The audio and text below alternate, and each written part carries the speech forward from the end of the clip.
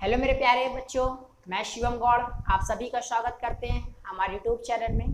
तो आइए आज हम क्लास 9 की वीडियो पढ़ने चल रहे हैं। तो आपने क्लास 9 की वीडियो में हमारे पदार्थ की पांचों अवस्थाओं को पढ़ लिया है, एक क्रम से पढ़ा है। आप सभी को वीडियो अच्छी लगी होगी, आई होप आप सभी ने अच्छे से पढ़ा होगा। तो आपने उसके साथ साथ आइए हम उसके साथ आगे स्टार्ट करते हैं। आज पदार्थ की अवस्था में परिवर्तन, आज का हमारा टॉपिक है पदार्थ की अवस्था में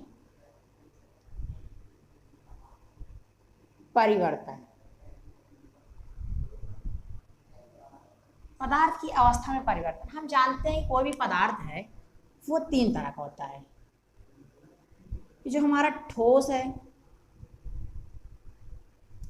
एक द्रव है और एक गैस है। अच्छा, ठोस में क्या है? जो ठोस में है वो बर्फ है, गैस में है अर्थात जल है, पानी है, शरबत है। ये सारा क्या है? हमारा द्रव है। और गैस में क्या है? जैसे ऑक्सीजन,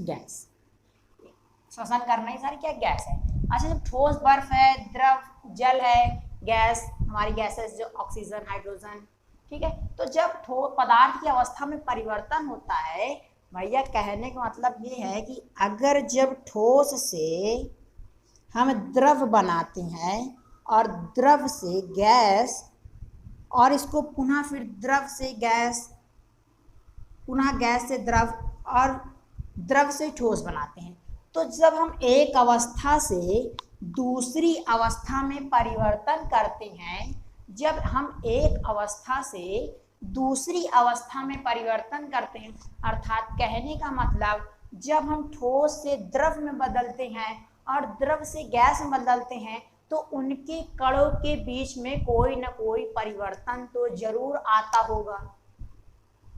तो आप सभी लोग हमारी बातों से सहमत हैं, या आप भी जानते हो कि उन कणों के बीच में क्या परिवर्तन आता है और वो कैसे परिवर्तन होता है। तो हम पहले देखेंगे इस वीडियो में कि जब हम ठोस मतलब एक बर्फ को हम पानी बनाते हैं या गर्म करते हैं, तो पहले ठोस के कण और बाद में उसके जल के कण में क्या परिवर्तन हुआ और हमें क्या देखने को मिलेगा। तो आइए इसी के साथ हम आगे स्टार्ट करते हैं।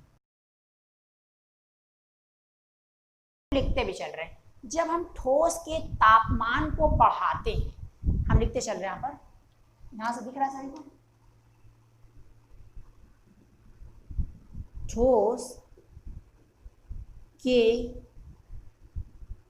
तापमान को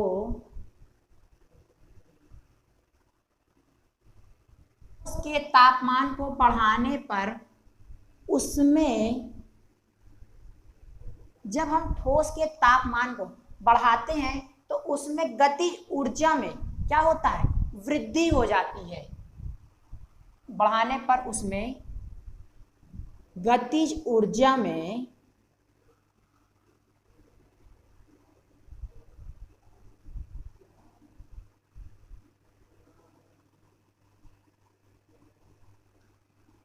वृद्धि हो जाती है। क्या होता है? गतिज ऊर्जा में वृद्धि हो जाती है। जब हम ठोस के तापमान को बढ़ाने पर उसमें गतिज ऊर्जा में वृद्धि हो जाती है। हमने गतिज ऊर्जा, जब उसमें क्या हुआ? गतिज ऊर्जा में वृद्धि हो गई। तो जब गतिज ऊर्जा बढ़ती है तो उसके कणों के बीच में कंपन उत्पन्न होने लगता है, ठीक है। तो गतिज ऊर्जा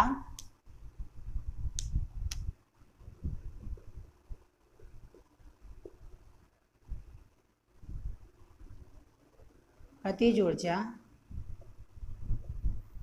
ऊर्जा अधिक होने पर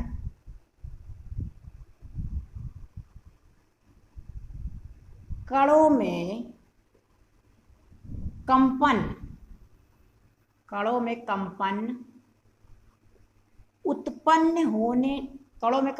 उत्पन्न होने लगता है।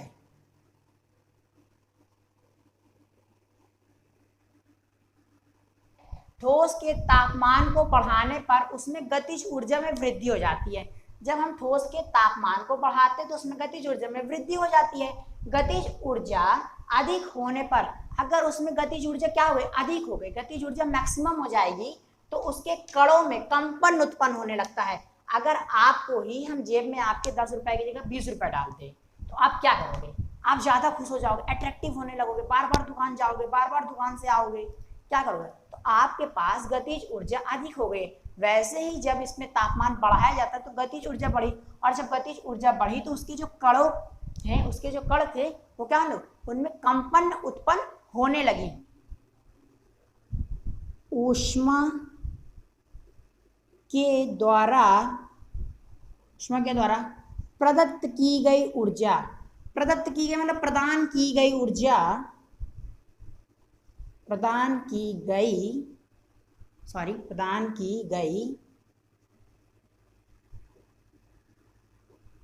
बीच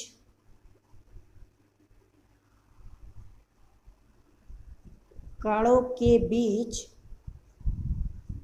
आकर्षण बल को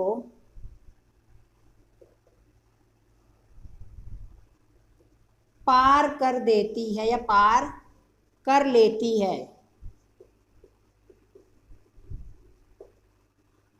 ठीक है, तो क्या होता है, ऊष्मा के द्वारा प्रदत्त की गई ऊर्जा कणों,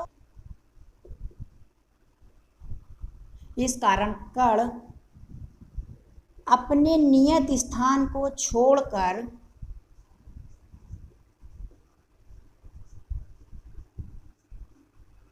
अपने नियत स्थान को हैं, ये स्वतंत्र हो जाते हैं। कण अपने नियत स्थान को छोड़कर स्वतंत्र हो जाते हैं। स्वतंत्र होने का मतलब क्या है कि जो कण होते हैं वो गति करने लगते हैं। एक ऐसी अवस्था आती है, लिख देते हैं, एक ऐसी अवस्था आती है, एक ऐसी अवस्था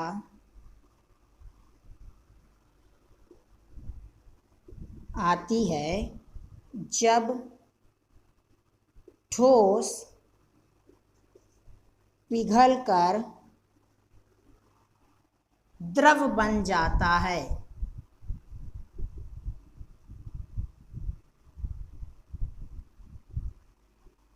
ठीक, एक ऐसी अवस्था आती है जब ठोस पिघलकर द्रव बन जाता है। तो आइए को हम, ये हमने आपके सामने एक चित्र बना दिया है।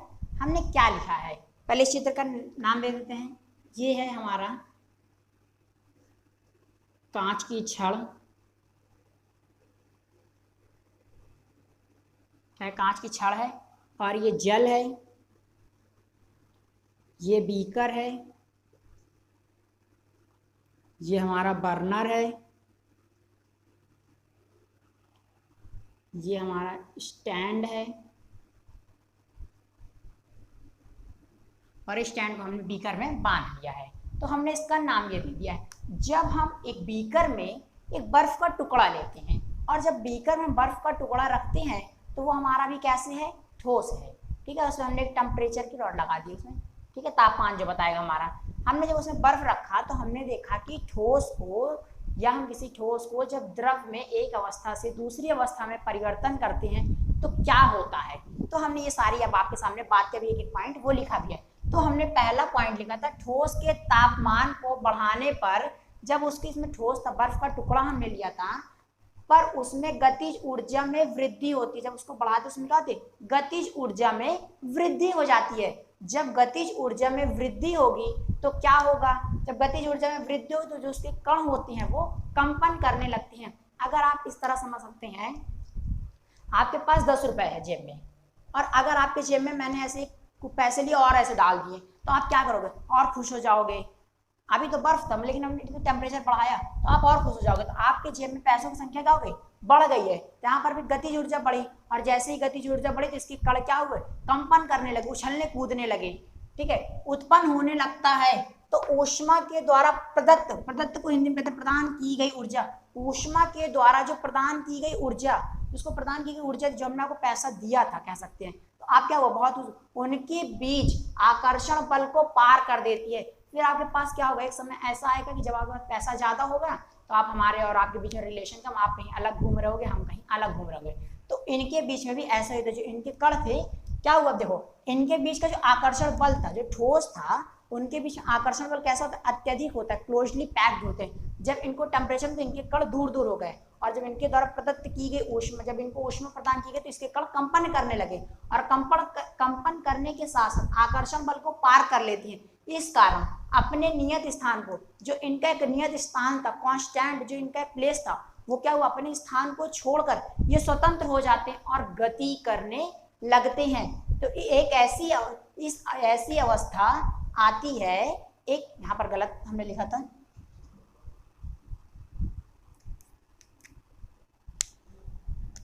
एक ऐसी अवस्था आती है जब ठोस पिघलकर द्रव बनने लगता है। जब ठोस पिघलकर क्या हो जाएगा, द्रव बनने लगेगा। आइए, जिस न्यूनतम तापमान पर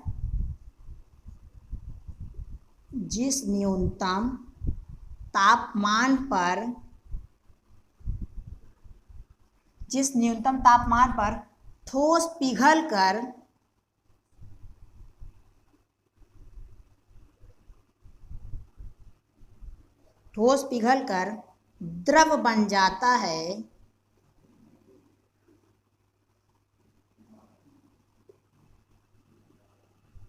उसे उसका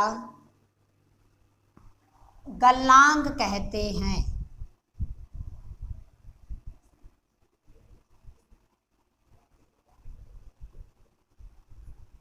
जिस न्यूनतम तापमान पर कोई ठोस अगर पिघलकर किस में बदल जाएगा, अगर कोई ठोस है, जब इसको हम हीट गर्म करते हैं तो किस में बदल जाए, द्रव में बदल जाए। किस पर, न्यूनतम तापमान पर ठोस पिघलकर जब द्रव बन जाता है, तो उसे हम गलनांक कहते हैं। क्या कहते हैं, गलनांक कहते हैं। ये आपसे पूछता गलनांक किसे कहते हैं, तो जिस न्यूनतम तापमान पर ठोस पिघलकर द्रव बनने लगता है, उसे उसका गलनांक कहते हैं। तो आइए हम इसी चीज को अपने प्रैक्टिकल के माध्यम से देखते हैं, फिर हम प्रैक्टिकल करके आएंगे अपने पुनः क्लास में, हम अपने उसी के आगे इस टॉपिक को आगे पढ़ेंगे। कहा था कि देखेंगे हम प्रैक्टिकल, तो आप देख रहे हो, थोड़ा आप लोग देखिएगा, बर्फ जल्दी जल्दी गलती जा रही है। ये बर्फ है, इसका भी टेम्परेचर 0 डिग्री सेंटीग्रेड पर है। ये अभी जो बर्फ है ये हमारे 0 डिग्री सेंटीग्रेड पर है, और बर्फ अभी ये हमारी क्या है, सॉलिड अवस्था में है। किसमें है, सॉलिड है। और इसके बाद जैसे ही इसको हम, अभी बर्फ जब तक ये पानी नहीं बनेगा, इसमें जब तक ये पानी नहीं बनेगा तब तक अभी तक इसका क्या है, टेम्परेचर 0 डिग्री सेंटीग्रेड ही रहेगा। और जब ये पूरी तरह से बर्फ गलकर पानी बदल जाएगा, पानी बन जाएगा, तब जाकर ये इसका अवस्था, टेम्परेचर बदलने लगेगा। और आपने देखा कि जब अवस्था के साथ साथ क्या परिवर्तन होता है, तो हमने आपको बताया था, अभी तक ये कैसे था, सॉलिड था। अब जैसे ही मैंने इसको हीट किया, बाहर देखा आपने कुछ टेम्परेचर हमारा था, उसके कारण क्या हुई, बर्फ पिघलने लगी। लेकिन अभी भी क्या है, इसका टेम्परेचर 0 डिग्री सेंटीग्रेड ही है। और अगर अब ठोस से हमने द्रव बनाया, और द्रव से हम इसे क्या करेंगे, गैस बनाएंगे। गैस बनाने का मतलब कि वेपर, वाष्प बनेगी। तो आइए हम इसे हीट करते हैं। तो आप देख रहे हो कि जल अब किसमें बदल रहा है, वाष्प में बदल रहा है। तो जल हमारा कैसा था, अभी तक द्रव अवस्था में था। अब यही पानी पदार्थ किस अवस्था में बदल रहा है, ये हमारा गैसीय अवस्था, मतलब कि वाष्प में बदल रहा है। ये देख रहे आप, वाष्प निकल रही है, आप देख रहे हैं।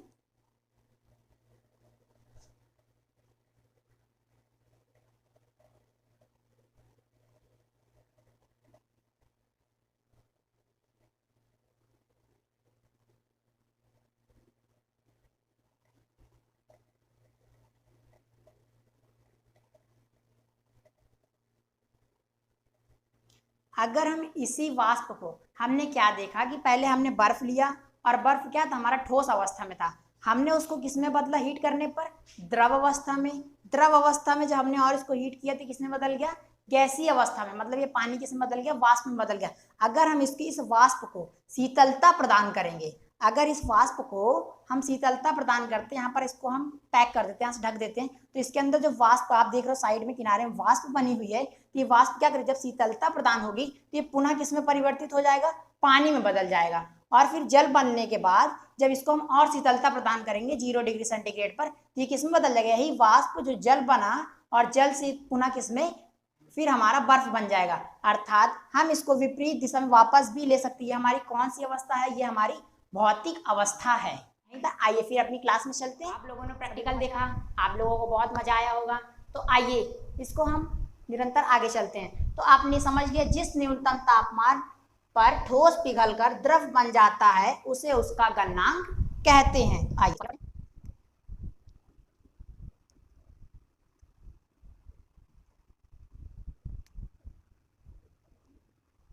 और लिखते हैं, दिख रहा है सभी यहाँ से, चलिए दिख रहा है। किसी ठोस का गलनांक, किसी ठोस का गलनांक के कणों के बीच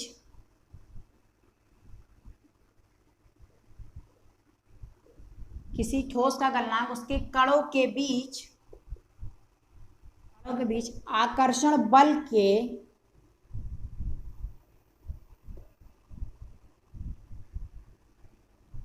सामर्थ्य को दर्शाता है। हमने क्या लिखा, देखिए इस पॉइंट को समझिए।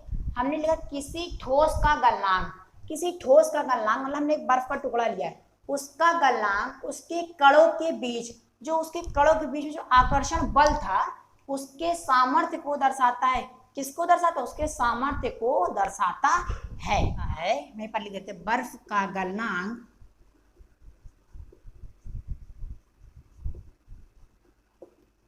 273.15 केल्विन होता है। 273.15 केल्विन। इसे हम सुविधा के लिए 273 केल्विन ही लिखते हैं। तो मतलब 0 डिग्री सेंटीग्रेड बराबर होता है 273 केल्विन।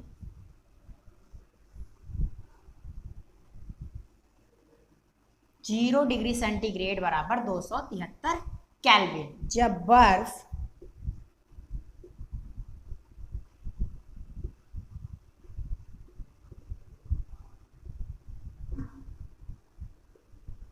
तो बर्फ का तापमान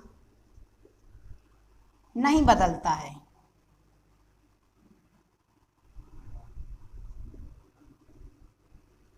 बर्फ का तापमान नहीं बदलता है। लगातार ऊष्मा, इसमें लगातार ऊष्मा प्रदान करने के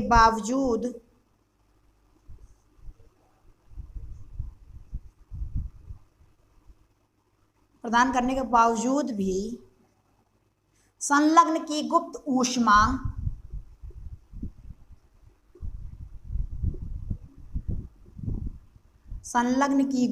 ऊष्मा तापमान, जो संलग्न की गुप्त ऊष्मा होती है तापमान को नहीं बढ़ने देती है, तापमान को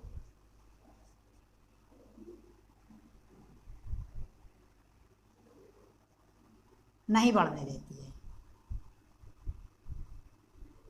ये हमने लिखा कि बर्फ का गलनांक, हमने गलनांक देखा था, तो बर्फ का गलनांक 273.15 केल्विन होता है।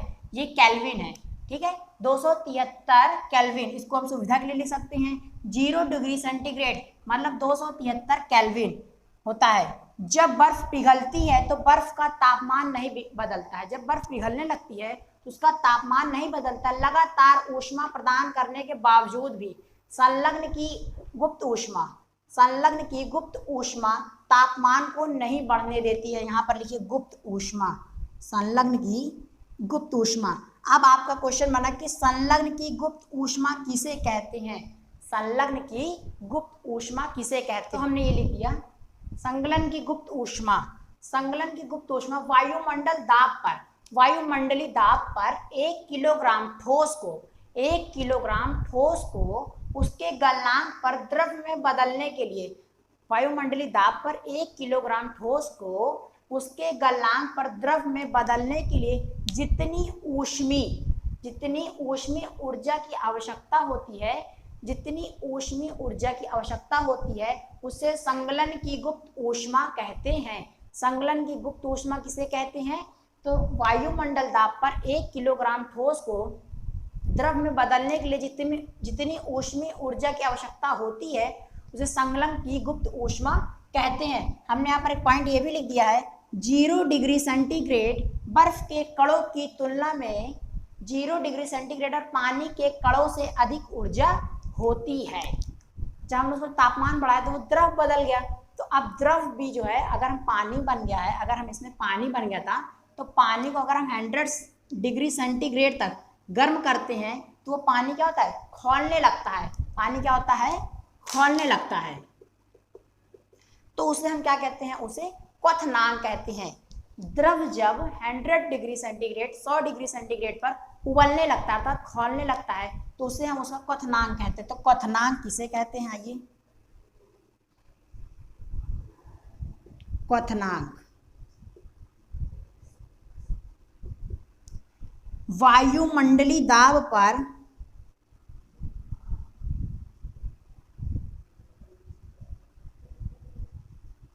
वायुमंडलीय दाब पर वह तापमान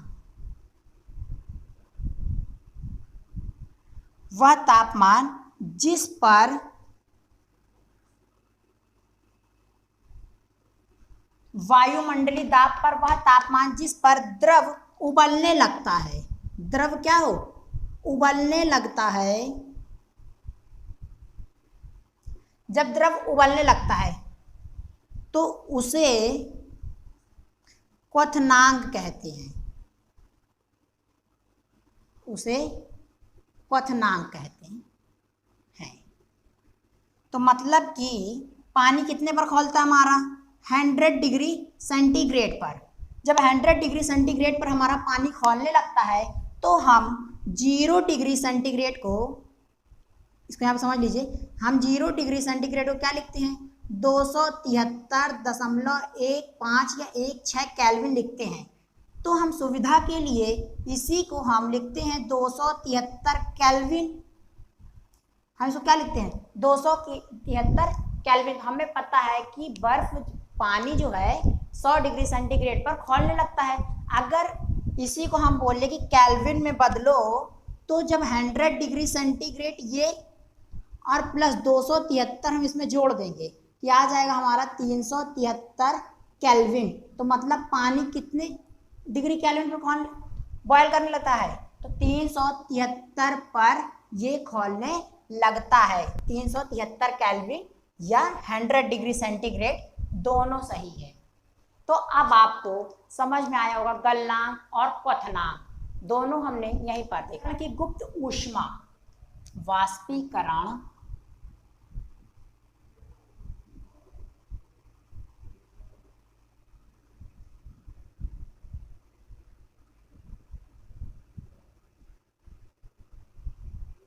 क्या हमारा वाष्पीकरण की गुप्त ऊष्मा। तो वायुमंडलीय दाब पर, वायुमंडलीय दाब पर 1 किलोग्राम द्रव, देखिए हमने क्या लिखा, वाष्पीकरण की गुप्त ऊष्मा वायुमंडलीय दाब पर 1 किलोग्राम द्रव को उसके द्रव को क्वथनांक, द्रव के उसके क्वथनांक पर वाष्प के बदलने के लिए, वाष्प में बदलने के लिए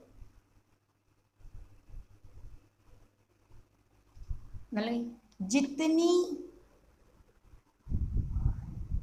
क्या लिखा हमने, वायुमंडल दाब पर 1 किलोग्राम द्रव को उसके क्वथनांक पर वाष्प में बदलने के लिए जितनी ऊष्मीय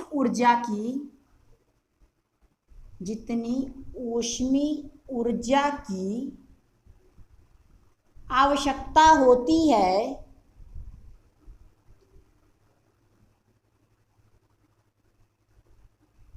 उसे वाष्पीकरण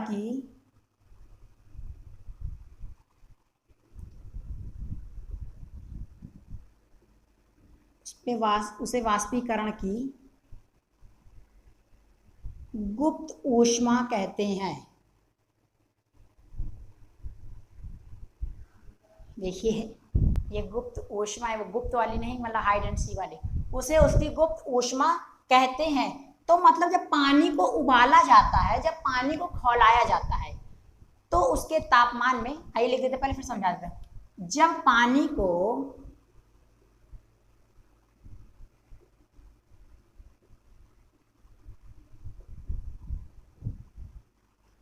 उबाला जाता है तो उसके तापमान में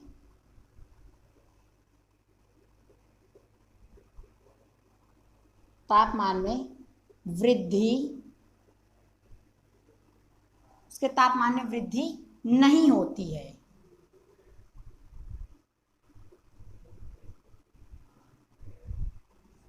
अर्थात 100 डिग्री सेंटीग्रेड ही रहता है। अच्छा, जब उसके क्वथनांक कोई परिवर्तन नहीं होगा उसके टेम्परेचर में, तो कितना रहेगा, वो 100 डिग्री सेंटीग्रेड ही रहेगा। वाष्पीकरण की गुप्त ऊष्मा, जो वाष्पीकरण की गुप्त ऊष्मा होती है, वाष्पीकरण की गुप्त ऊष्मा पानी के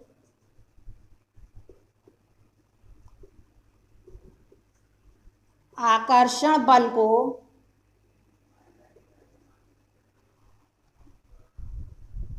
नहीं तोड़ती है। आइए इसी को समझते हैं। बार हमने क्या लिखा, हमने लिखा पहले वाष्पीकरण की गुप्त ऊष्मा। आपका कोई भी, मेरे प्यारे बच्चों, आपका कोई भी टॉपिक छूटने नहीं पाएगा। वाष्पीकरण की गुप्त ऊष्मा वायुमंडल दाब पर 1 किलोग्राम द्रव को उसके क्वथनांक पर वाष्प के बदलने के लिए, उसके क्वथनांक को वाष्प में बदलने के लिए, वाष्प में बदलने के लिए जब पानी खौलेगा तभी तो वाष्प में बदलेगा। आपने प्रैक्टिकल में देखा भी है, हमने किया जो प्रैक्टिकल, कि जब हम उसको खौलाएंगे तो जब द्रव को हम खौलाएंगे तो उसके क्वथनांक बढ़ेगा, तो वाष्प में बदलने के लिए जितनी ऊष्मीय ऊर्जा की आवश्यकता होगी, जितना हम टेम्परेचर उसको ऊष्मा देंगे, वो उतना ही ऊष्मीय ऊर्जा की आवश्यकता होगी। उसे वाष्पीकरण की गुप्त ऊष्मा कहते हैं। जिसको जितनी ऊर्जा की आवश्यकता है उसी को उतनी ऊर्जा प्रदान करो, उसी क्या कहते हैं, वाष्पीकरण की गुप्त ऊष्मा कहते हैं। पानी को जब उबाला जाता है तो उसके तापमान में वृद्धि नहीं होती है। अगर हम पानी को खौला रहे तो उसके टेम्परेचर में कोई परिवर्तन होगा क्या, नहीं होगा, तो मतलब 100 डिग्री सेंटीग्रेड ही रहेगा। तो वाष्पीकरण की गुप्त ऊष्मा पानी के आकर्षण बल को, जो वाष्पीकरण की गुप्त ऊष्मा होती है, पानी के आकर्षण बल को नहीं तोड़ने देती है। 100 डिग्री सेंटीग्रेड तापमान पर वाष्प में कणों यहाँ से हटा दीजिए, उसी तापमान पर पानी के कणों की अपेक्षाकृत अधिक ऊर्जा होती है। 100 डिग्री सेंटीग्रेड तापमान पर वाष्प में कणों की उसी तापमान पर पानी के कणों की अपेक्षाकृत ऊर्जा, जो उसकी अपेक्षा में पानी की अपेक्षाकृत ऊर्जा होगी, वो कैसी होगी, अधिक होगी। पानी की ऊर्जा कैसी होगी, अधिक होगी। तो आइए देखते तापमान बढ़ाने पर क्या प्रभाव पड़ेगा। तापमान में परिवर्तन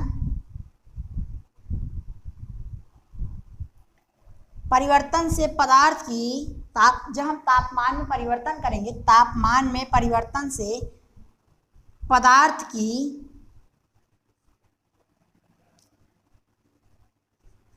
अवस्था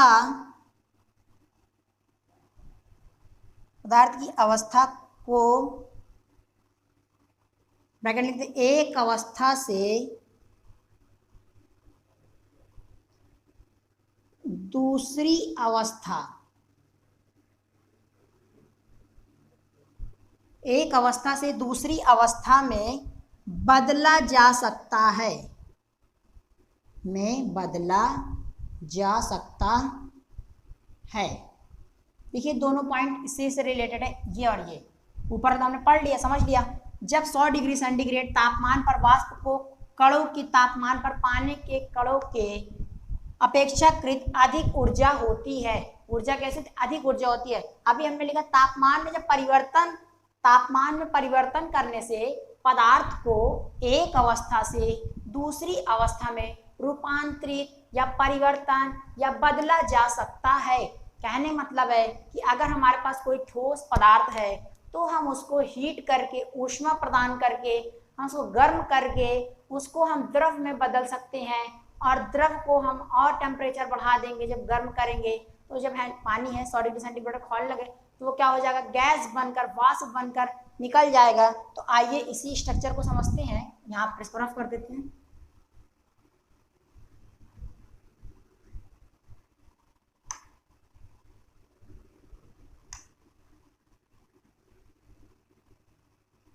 देखिए अगर हमारे पास कोई क्या है, ठोस, और ठोस में ये हमारा बर्फ है, तो जब ठोस में बर्फ को हम हीट करते हैं या ऊष्मा देते हैं, ये किस में बदल जाएगा, हमारा द्रव में। तो बर्फ किस में बदल गया, पानी में। फिर पानी को जब हम और गर्म करते हैं तो ये किस में बदल जाएगा, गैस में, मतलब वाष्प बन जाएगा, और यही क्या बन जाएगा, गैस बन जाएगा। तो हमारे पास एक पदार्थ था जो बर्फ लिया हमने, और ये ठोस क्या है, बर्फ। जब हमने ठोस को ऊष्मा दिया या गर्म किया तो ये किस में बदल गया, द्रव में बदल गया। और जब द्रव को हमने फिर पुनः गर्म किया तो ये और मैक्सिमम टेम्परेचर दिया तो ये गैस में परिवर्तित हो गया। तो आपने देखा कि जब ठोस से द्रव में बदलते हैं और द्रव से गैस में कोई चीज परिवर्तन होता है तो उसके कणों के भी बीच में परिवर्तन हो जाता है।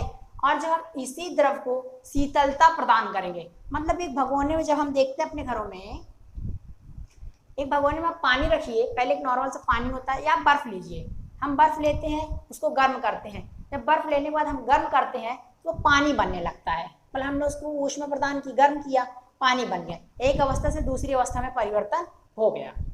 अब क्या परिवर्तन हुआ उनके बीच में, अभी आपने कुछ देर ही पहले देखा, ठीक है। जब परिवर्तन हुआ तो द्रव बन गया, हमने उस पर और तापमान दिया और ऊर्जा प्रदान की तो वो गैस बन गया। फिर पुनः उसको हम देखते हैं कि जो वाष्प बनकर हमें तस्तरी के ऊपर लटकी होती है, ऐसे बर्फ की छोटी छोटी बूंदें लगी होती हैं, तो हमने जब उसको और शीतलता प्रदान किया, क्या प्रदान किया, शीतलता प्रदान करेंगे हम, शीतलता, मतलब उसको जब ठंडक देंगे तो वही गैस पुनः किस में बदल जाएगा, पानी में। आप कुछ देर बाद देखते हो कि उस ढक्कन से जितनी भी पॉइंट बूंदें लगी होती हैं, कुछ देर बाद तो पुनः आकर जमीन में, मतलब उस अपने बर्तन में आकर गिर जाती हैं शीतलता प्रदान करने पर। अगर और शीतलता हम प्रदान कर देंगे, अगर उसको हम फ्रीजर में लाकर रख देंगे शीतलता, तो वो फिर पुनः क्या बन जाएगा, बर्फ बन जाएगा। तो आज का हमारा टॉपिक यही था कि जब पदार्थ को एक अवस्था से दूसरी अवस्था में परिवर्तन करते हैं तो क्या होता है और उसके कणों के बीच में क्या परिवर्तन होता है। आपने पूरी तरह से समझ लिया, प्रैक्टिकल भी देखा, आपको वीडियो अच्छी लगी होगी। ठोस को जब हम गर्म करते हैं, ऊष्मा देते हैं तो द्रव बनता है, द्रव को ऊष्मा देते हैं तो गैस बनता है, और जब उसको शीतलता प्रदान करते हैं तो पुनः द्रव में बदल जाता है, और शीतलता प्रदान करने पर वो पुनः अपनी आकृति ठोस अवस्था में आ जाता है। तो आज की वीडियो चलिए हम यहीं पर समाप्त करते हैं। सभी को धन्यवाद।